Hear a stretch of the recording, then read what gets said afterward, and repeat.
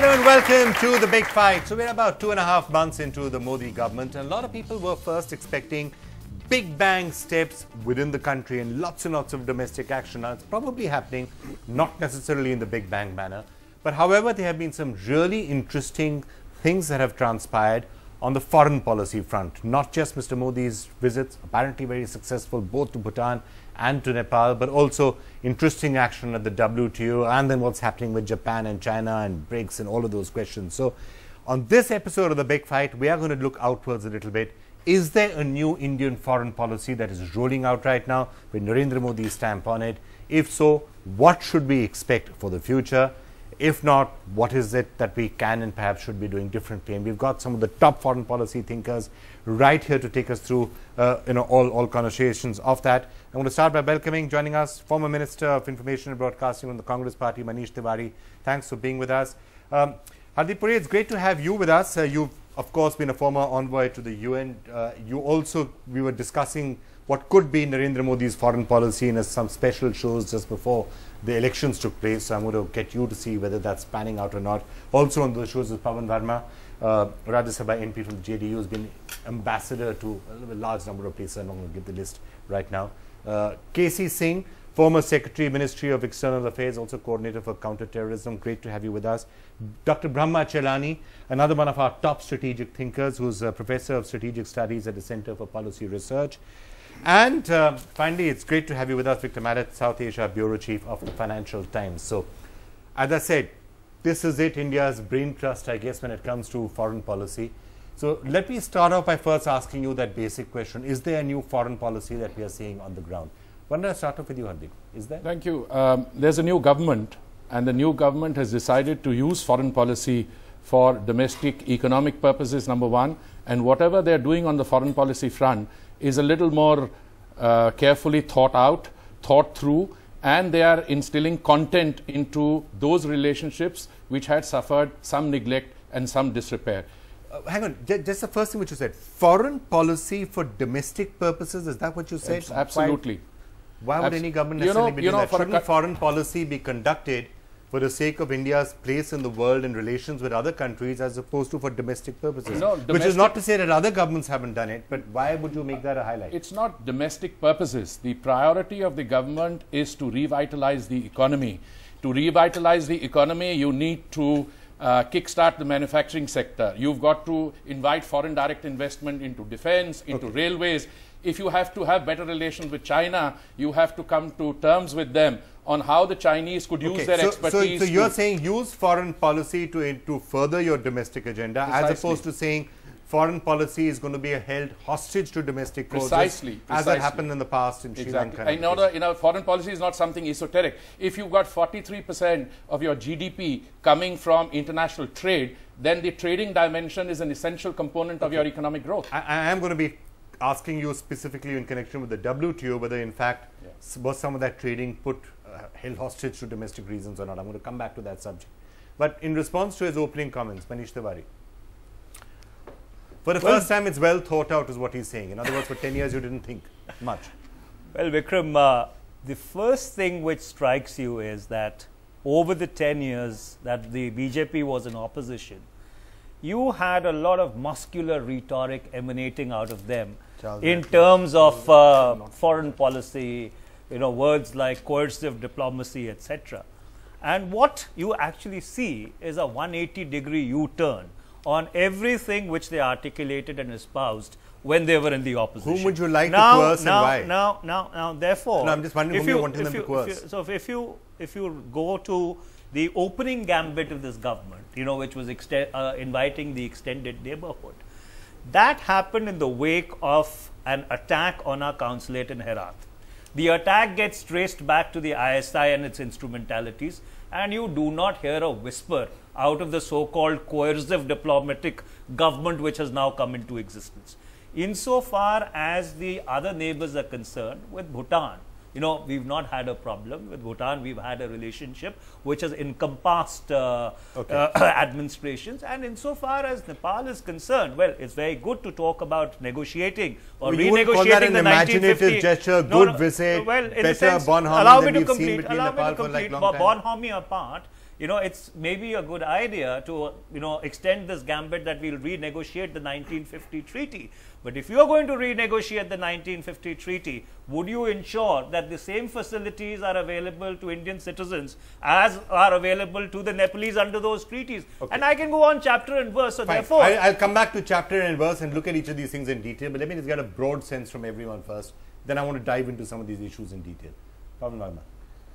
No, I don't think, Vikram, it's a new foreign policy. It's a new government, which I think is uncharacteristically for their rhetoric prior to the election, pursuing foreign policy a little too impatiently, as if there is some great hurry.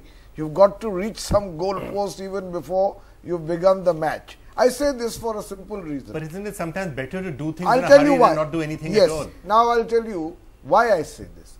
It's a non-partisan discussion. Foreign policy requires very careful thought, and it has to be within the framework of a strategic and security doctrine. It's not only about gestures. I'll give you two examples in the time that you allow me for opening remark. Take Pakistan. Prior to the elections, your speeches, your statements, your eloquence was critical of any form of friendship with Pakistan until the perpetrators of Mumbai terror attack were brought to book. You come to power, the first thing you do is to invite Prime Minister Nawaz Sharif to Delhi along with others. But now, here is something. At that time, you are flying blind. You haven't got a foreign minister. You haven't got an NSA. You haven't even got a cabinet. You take a decision. Fine. You call him here as a goodwill gesture. But then in a press conference, the Ministry of External Affairs takes a very hardline position which embarrasses Mr. Nawaz Sharif endlessly in Pakistan. He came on a goodwill gesture. As Manish said, what's the follow-up to that? There's an attack on Herat, cross-border incursions continue, so you've gained nothing. Take China. Very quick approach with China, the foreign minister, the prime minister calls, foreign minister Can I actually come to each of these in detail? Just finishing in 1 second. Vice President of India goes to China. During his visit, the Chinese come out with a map showing Arunachal Pradesh as part of China. What have you achieved? But they've always done that. You're dealing with the legacy of the last 10 years now and all these. No, hold on. You have a choice between addressing these issues or allowing the same waffle of the last 10 years to continue. So now, when you take an initiative, first of all, the attack on the consulate in Herat preceded. Maybe there was an intent by those who carried out the attack that they wanted to derail the discussion. Just because you call him for the hold on. That was a celebration of democracy. You wanted to give a signal to your immediate neighbors that their security and well-being and is something that we can care about, and that we need. We have the elections. Who believes your word? Whatever we said before I point out that when he talks of a waffle and a shuffle during the election campaign, the Prime Minister goes to Arunachal Pradesh, talks very tough on China, and as Pavan Verma was rightly pointing out, when a delegation headed by the Vice President of India goes to commemorate the 60th anniversary of Panchsheel, you have this cartographic invasion and not a whimper out of them. So therefore, this is the shuffle. Let me come. I want to come. WTO, China, neighbors. I want to come to each of these. You should criticize. There has to have a strategic approach. The criticism is more credible after we made mistakes. You cannot criticize. No, criticism for criticism. 10 years you say one thing and then you do a 10 years you were in government. 10 years you were in government. And you got 44 seats. That is a reflection of how exactly started doing what you were criticizing us for. I think that you're mixing issues. 44 seats. Let me come to you first. But I think foreign policy has to be thought out. Okay, guys, you've had your time. If you trace back, the fundamental change or readjustment of Indian foreign policy took place in '91. And there were two great masters who then shepherded it. There's Narasimha Rao and then Atal Bihari Vajpayee. They were seasoned. Vajpayee had been foreign minister before. He had been received by the Chinese. He had gone to China and they attacked Vietnam, etc. So they adjusted you to the post-Cold War period, which was greater friendship towards US, opening relations to Israel, look east, etc., etc. So what you're seeing today, what's been done over the last 10 years, was a continuation of that. But then meanwhile, the world doesn't stay stationary. new challenges have emerged, and I don't think either party has really prepared for it. Those are the rise of China, and the second one is radical Islam. They're not really dealing with it, and I think BJP's blind spot is they don't really understand it, and that is why they're dealing with it piecemeal. Whether it's Gaza, they don't want to debate, they keep quiet, they don't want to offend Israel, they don't try. In the meanwhile, they vote against Israel. No, that's all right. That's a contradiction, precisely. Yeah. And then you don't want to debate in the but parliament. You vote against Israel eventually. So therefore, what is happening is, when you take the political call to make the change. So what they're doing is, it's tactical. The strategy which you have is not emerging. You get, just very quickly, you get the neighbors together. You get them, very good idea. I was frankly skeptical, because I said you don't get all of them together. It seemed to go off well, but you see what is happening now. But ever since, one second. That particular part of it has been consistent, because then after that Modi has gone to Bhutan, gone to Nepal, let me just finish. Reached out to the immediate neighbors after that also. After Nawaz Sharif has returned, he's a weaker prime minister. He's asking the army to save him from Imran Khan's rally, and you are having ceasefire violations continuously in the last 3 weeks, which means the fundamentals don't change. You know, you can change your style, you can do jappi pappi, you can do all that, but the fundamentals, as Atal Bihari Vajpayee said, you can't always choose your neighbors. Maybe there's one problematic neighbor you can try and make up for the others. Whereas I see a bit of stylistic flourish rather than fundamentally thinking and then coming with a vision. So no big strategic thought is what we've heard from a couple of people, and others are saying that no, it's actually logical and consistent what's happening. Brahma? I mean, for example, the neighbors thing that I'm saying, the reaching out to Nepal, the reaching out to Bhutan, and I don't think we should underestimate what happened in Nepal, because if you hear from within Nepal, they're saying it does perhaps mark a sea change of attitudes there. Look at the reception he got in Nepal. Look at the reception in a divided country. I was giving you that. Let now, me say in Bhutan, he made an extempore speech to the National Assembly of Bhutan. It's very rarely done. I admire his eloquence. And he delivered it prematurely. He delivered the Nepalese one there, but there, he called Bhutan both Nepal and Ladakh. It's become a national joke in Bhutan. Has it? But didn't appreciate the fact that he was a Kabigan speaking at least and speaking extempore? Extempore, but you call a country by its own name. Would you like to be called Sri Lanka? Vikram, no one gives I would these like formal... to be called... No, I'm sure it was a... Vikram, formal speeches. All right. No head of government. Yeah, but you address a national assembly. But if you're speaking extempore, you will make mistakes. Now, having said so... It's not the name of the country, Vikram. Be fair. I get it, but look, when you're speaking... You can get statistics wrong. When you're speaking extempore, I could be... river by some other name. Out of complete mistake, I could call you Brahma. I could call you Brahma Chilani by mistake. It can happen, right? If you're extempore speaking. The flip side...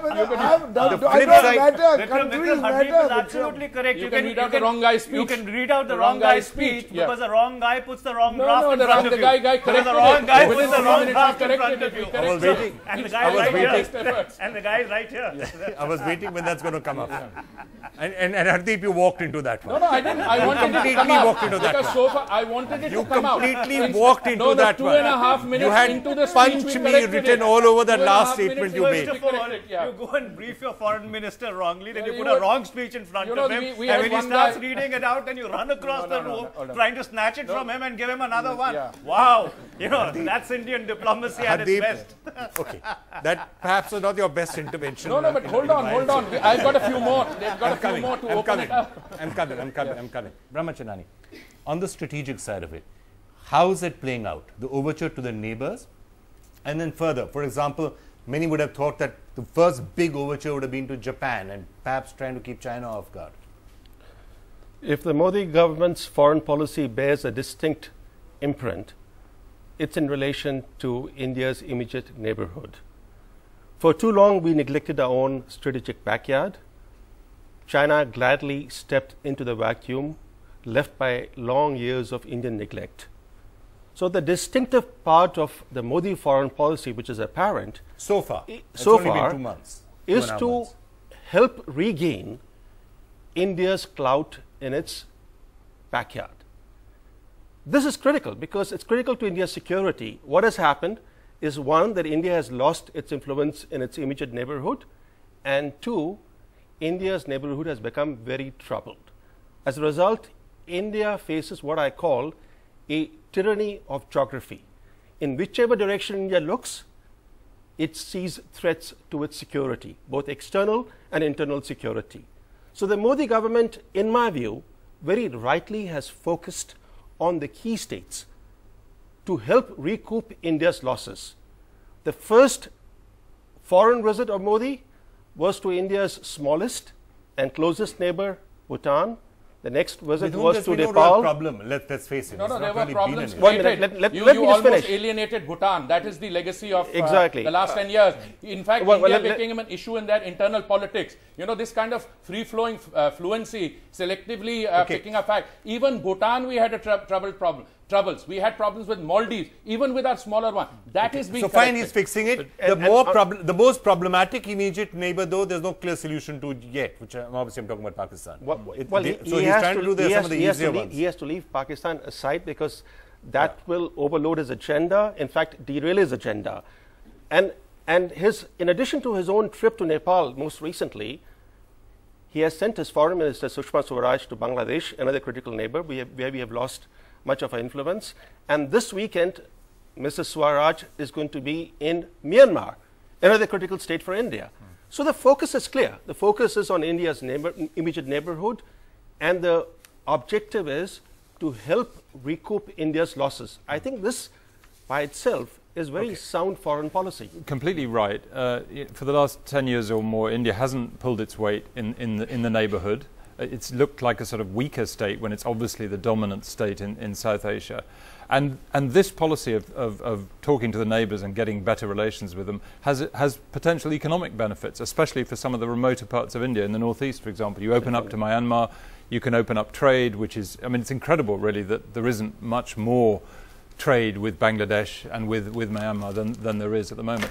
The other thing that I think people have forgotten is that at his inauguration, he didn't just invite the South Asian leaders, the members of SAARC, and this is relevant to the dealings with China. He also invited the Tibetan Prime Minister in exile, Lobsang Sangay, which is really interesting, and not many people overseas noticed that, but you can bet that the Chinese noticed it and were very annoyed by it. But it seems to me that was a good way of staking a sort of making a strong point on the relationship and saying to Beijing, you know, our foreign policy towards you is not going to be accommodating. We're going to do what we want, and you have to treat us as an equal. And I thought that was quite an interesting way of going about that relationship with China, because of course you're still going to have a sensible relationship with China. But right on the first day, he said, you know, would a stronger signal have come out perhaps if he'd made a much earlier visit to Japan or done something? I think so. I think it was a mistake not to visit Japan early on, because it would have strengthened India's leverage in dealing with China, because when Xi Jinping comes calling in mid-September or so, India would have had far more leverage to deal with China. Although he will have been to Japan before that. You so know, yes, exactly. It's a scheduling issue. I mean, if you allow go me to to Japan just towards the end of August and you have that in September. But in any case, the announcement that he would want a standalone visit to Japan as perhaps his first, etc., it's not because he doesn't want to go. There are other things which have come up. And I think the whole purpose and idea is to make the visit to Japan a meaningful visit, which means you also have to concentrate on the deliverables which are available. But I think the opening with China, the talking to the Chinese, talking to the Americans, all this is part of what I think Brahma very aptly called, I think, prudent gradualism. I read that somewhere. And I think that's the overall sense of the foreign policy. Can I come to where there was no prudent... Can I come in for a moment? You know, I just want to pick up a point which Brahma raised with regard to the visit to Bangladesh. You know, it's all right to send your foreign minister to Bangladesh, but there are issues on which you need to take a stand. For example, the land boundary question. The constitutional amendment has been pending now for almost 4 years. Where does the BJP stand on that? On the issue of Tista river waters, you know, the Bharatiya Janata Party has been opposing that agreement. So therefore, you can go to Bangladesh, you can go and have tea and coffee with the foreign minister of Bangladesh, but substantively on issues. But you blocked this. You blocked this. Where do you stand on the land boundary question? Are you ready to their inability to carry the state government along? Yes, give us an opportunity. No, because of the you opposed it. Oh, hold on. It is not the state governments who opposed it. You held it up in the Rajya Sabha. I don't want to prejudge what we are going to do, but we will give it a very good try, and we will try and ensure that their failures can be rectified. Hang on. Do you regret now some of those chickens? Do you regret, for example, having blocked something like that? Now Bangladesh will legitimately. I'm in no position to take a call on that. All I can tell Mr. Tiwari is that if he ever gets an opportunity to be in government again, to take governmental processes and intergovernmental processes a little more seriously. Don't show reticence, hesitation, and overall confusion. And I think the point was very I want to see how you're going to get this thing through. Please do not elevate obstruction to a legitimate parliamentary tactic. From a bilateral fight, I'll allow you to make it a trilateral like fight. going into the well of the house. Please Like do not, a man who please doesn't do not speak elevate. rushes into the well of the house. Oh yes, and after interrupting session after session, that is What are we talking about? What are we discussing? Okay, but from a bilateral to a trilateral spat, then I want to come to the WTO to make it truly multinational. That first of all, I believe that all governments, in varying degrees of success, have given a certain priority to our relations with our neighbors. Some successfully, others less so. I mean, as I said, you can reduce everything to a partisan debate and then you don't come to substance. Every government has done it. My only comment, and I don't say this in terms of an absolute criticism, is that when you are planning to strengthen your relationship with the neighborhood and you've seen the pitfalls of the past and you are aware of some of the problems that are not going to go away with merely a handshake or merely a rapprochement attempt, it's much better when you come to power that you now overcome the great lacuna of the past when we did not have a policy within a larger strategic and security doctrine which could be both anticipating a problem and proactively reacting to it. So to rush into it is what we are saying is wrong. That's what I'm trying to say. Let me turn my attention now. Before WTO. But let me get in WTO, then I'll come to the other issues then before I forget WTO completely. In India, there was not as much attention given to it in the press or otherwise as sometimes you may have seen on some of the international press. And a lot of the international press and others in some other countries seem to be talking whatever happened at the WTO as a major case of India getting completely isolated. I mean, I think there was only Bolivia, Venezuela and Cuba that were actually voting with India at that time, and that's not necessarily the best of company to be in. Your take on what happened at WTO, and then I want everyone to I would like to say something on that. I don't think either the BJP or Congress governments have played a particularly constructive role in the WTO. And I think the current government's portrayal of their refusal to agree to something that had already been agreed, remember this was going back on a previous agreement, was a mistake because it did isolate them internationally. And I don't think this was something that had great resonance with the Indian public, certainly not the Indian farming public who the government and previous governments have said they're trying to help. So I think it probably was a mistake because the thing can be, and now the government is saying, oh, well, let's resolve it in the next few months. Well, you know, why not resolve it there and then, especially since it was already agreed in Bali a few months earlier. As Victor just said, for a large part of the rest of the world, what happened at the WTO almost became the first signature step of the Modi government on foreign policy. And it's been interpreted negatively, rightly or wrongly, it's been interpreted negatively. Can I explain to you what the issues here are? We have more poor people, Brahma, we have more people, poor than in all the least developed countries of the world put together. But that's for food security. Let me explain. Food security. That's partly because of your farm policies. No, well, I'm coming to that. Hold on. You give $489 billion of farm subsidies in the United States and the West, and that is not actionable. Whereas we have a food security, and the issue here is what was agreed to in Bali by the Congress government. The issue in Bali was nobody is against trade facilitation per se. It's in the genre of a motherhood and apple pie issue. The issue is whether the food security approach is right or wrong. Once we have that approach, you cannot base calculations of aggregate measurement of support on 1986-87 prices, point one. Point two, the entire history of the GATT, the erstwhile, the predecessor to the WTO and the WTO, is anchored in delayed deadlines. For instance, the Uruguay round took from 1973 to 79. So there is nothing sacrosanct in the deadline. Secondly, I don't want to get into renegotiating the TFA or the agreements in a television show. Doable. The question which Victor is asking is slightly different. We get the issue. We get why the government took this particular We had no choice because of the way it was handled earlier. But more important, did it? You know, has it in some way damaged India's image?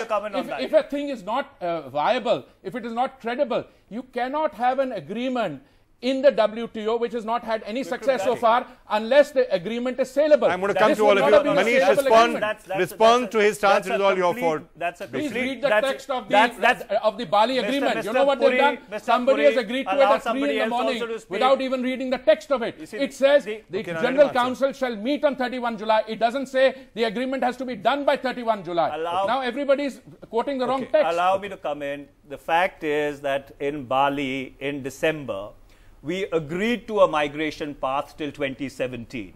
And therefore, we said that till 2017, there would be a negotiation on food subsidies and the trade facilitation agreement can go ahead. That, in essence, was what was agreed. Now, the new government, if it wanted to change that policy, and legitimately, maybe they had reasons for doing that, then they should have built up a coalition. You shouldn't have found yourself only in the company of Cuba, Venezuela, and Bolivia. You know the migration part, the migration part. That's not true. That's not true. The migration part they built up is to put the burden of proof on us. In other words, the guys who get $489, assuming you have to look at the disastrous text that they signed on to at 3 in the morning. You torpedoed an agreement at the 11th hour. We didn't torpedo it. We didn't torpedo it. The global text and the Congress party are now catching up with those. Can I now try and handle this in a non-partisan manner? Could India have handled this better? KC, you first. What Hardeep is saying is that the government wants to relate foreign policy to domestic development, growth, and so on and so forth, which means you want investment to come in. So perception is very important. How are you perceived abroad? You know the run on the rupee that took place a year ago. Therefore, how do you change the perception in the rest of the world, the way the market went up, way FII is pumped in money? Perception was that Mr. Modi is business friendly. He's going to change things, and India will do things which had not been done earlier. And he came with a mandate. Now, there may be a valid argument, but there was a way to handle it, not go last minute. That's precisely what I said at the beginning. They are being tactical. This morning, this agenda, you go after it. Where is the strategy? In the strategy, you do the balance. Small steps, the strategy evolves. Small steps every morning becomes discernible. Discernible. No, come on, you keep announcing your strategy and then don't do anything. Brahma, let me finish the WTO. Brahma. Two things first. It is wrong to say that India was isolated. There were deep divisions in Geneva. There were 60 countries, mostly rich countries plus China, wanting this agreement to go ahead. A large number of developing countries had doubts. They wanted, they privately and publicly, they were with India. Second, let's be clear on what was at stake.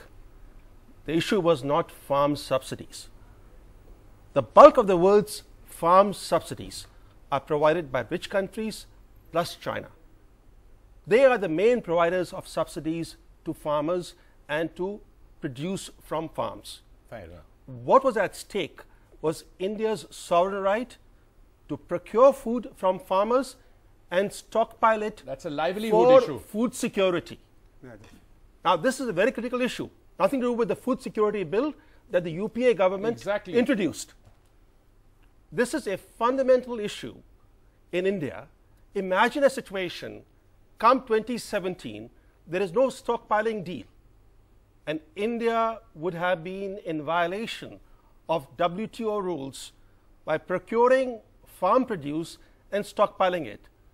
India's food security would have gone for a big hit. For its own poor. Victor, one second. This is again a U-turn. After the Bali agreement, when the Commerce Minister gave a statement on the floor of their house, you had the Bharatiya Janata Party welcoming that statement. If they were so concerned, we had Mr. Jaitley writing a blog pointing out exactly what was wrong in the agreement. In the Lok Sabha, your leader of opposition welcomed the statement. She welcomed the statement and said that this is the best deal that we could have got. Because the statement itself was made based on falsehood. What he said in the statement is that we bought 5 years' time. Now when you look at the text, it reads exactly the opposite. The burden of proof is on us that this is not fair distorted. Can we just end the political? This is the best deal we could have got. For heaven's sake, if you make a statement and the statement is false, then you cannot blame somebody else's endorsement. Fine. Victor, can you respond to what? Do it now. Can I commend you both, both BJP and Congress, to an article by Rahul Jacob pointing out that neither neither side in India, neither the BJP nor Congress governments, have really served the interests of the rural poor with all their food subsidies and food security programs. That's an entirely which they, different issue. well, no, it's not an entirely different issue. It's not a different issue. You've got them both to unite. You've got them both to unite against you. And here's Victor, well done. You've got them both to unite Whether we against you. serve our poor, we are not going to get assistance coming from the West the point to is, serve our poor. The point is Okay, that peace, food security and poverty reduction would be much better served Well, that's by having... you're entitled to your point of view, and somebody may accept it also. But this is a But you haven't heard what I can say. Hang on, Victor. That's slightly besides the point. There is The real issue right now, which we're trying to discuss, and it's not going to negotiating what happened in Bali, what didn't happen in Bali. The real question is that at the end of the day, was the Indian government pushed to the wall that if it did not veto the WTO, the trade facilitation agreement as it did, you would have had a situation, or you may well have had a situation where India's poor farmers would have been at risk, and therefore they had no choice but to do this. Well, or food security. And Brahma says India is not entirely as isolated as you were saying. I mean, the point was not... If we can get the agreement out in the next 2 or 3 weeks, the whole situation changes. The point was not that the food security issue was being negotiated. What was being negotiated was the deadline by which this matter must be resolved. The text does not say it shall be done by 31 July. No, you know, there are I'm not talking about that. I'm talking about 20. I'm talking about... He's talking about 3 years. 2017. 3 years. That was a faulty transition map. That is okay. But it was a transition map. I just want to point out. The matter is still unresolved. The matter is still unresolved. India is unpopular with John Kerry, who went home slightly unhappy, largely because of that. I think more than because of the eavesdropping issue. He's been for a few years. The first time any Indian... Let me make one thing clear. This is the first time in a long time that an Indian Prime Minister has stood up to US pressure. Direct US pressure, rebuffed that, and blocked a deal. No, that so is the not Americans, true. So the Americans are very upset. India under Congress. India under Congress brought Manmohan Singh. We had Dr. Manmohan Singh. But India's been blocking the Doha round. Hear what Victor is saying. Can you please make it I'm just going to say that India's been blocking the Doha round for years. Look at the nuclear test. In Hong Kong as well. Hong Kong 2000 and I can't remember which year it was now. 1999. A specific Could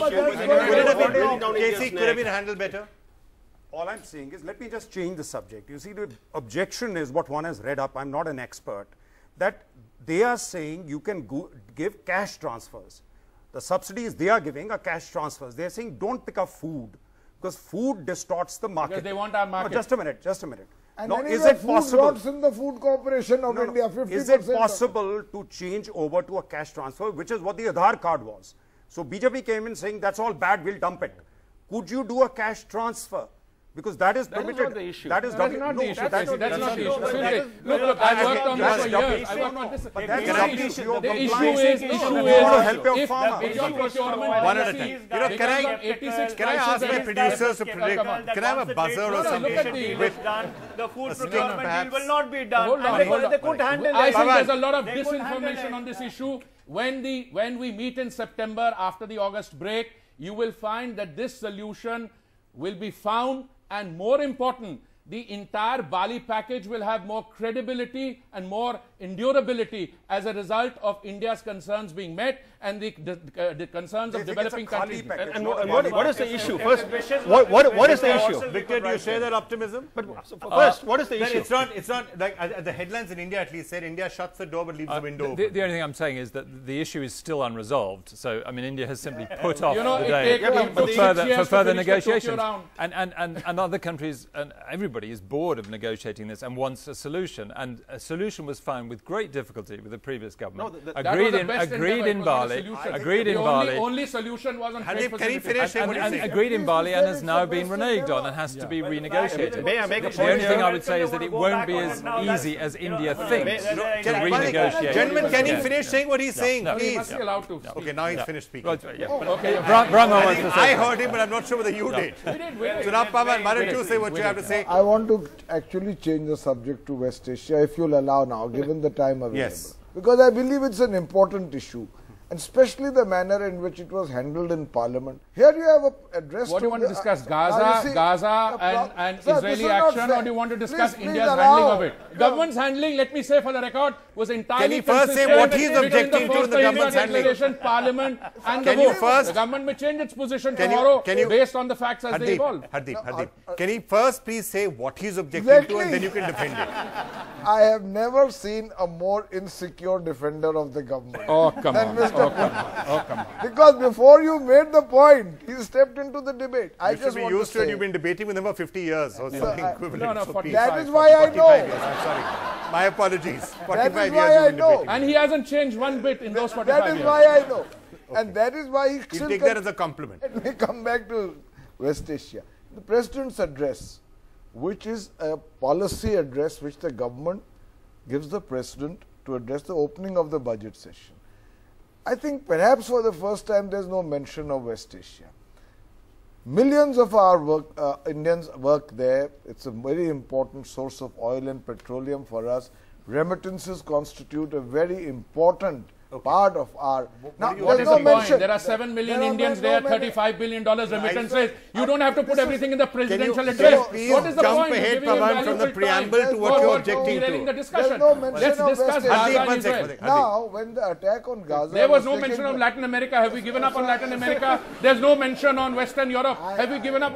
Why is the... I know he's worked with the president, but why is the presidential address the most important foreign policy statement? Pawan, Hardeep. Do you have a tranquilizer pill for him?